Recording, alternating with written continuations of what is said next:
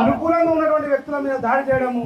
ఇప్పుడు జూగారు మీరు ఎటు పోరు, శాతకాలు పిల్లిని పడేటప్పుడు వలన పెడతారు, ఇటు పోతే అటు తప్పుకుంటూ ఏడలేకపోతావు. దయచేసి రేవంత్ రెడ్డి గారు, ఇది ఉద్యమకారులని అణిచివేయడం, కళాకారులను అణిచివేయడం, జర్నలిస్టులని అణిచివేయడం, భావ ప్రకటన స్వేచ్ఛని అణిచివేయడం నా కళ్ళకైతే నిజంగా చంద్రబాబు నాయుడు గారి పరిపాలన కనబడుతున్నటువంటి విషయాన్ని నేను సుస్పష్టంగా చెప్తా ఉన్నా. ఈ కక్షపూరితమైనటువంటి వ్యవహారాలు మంచివి కావు.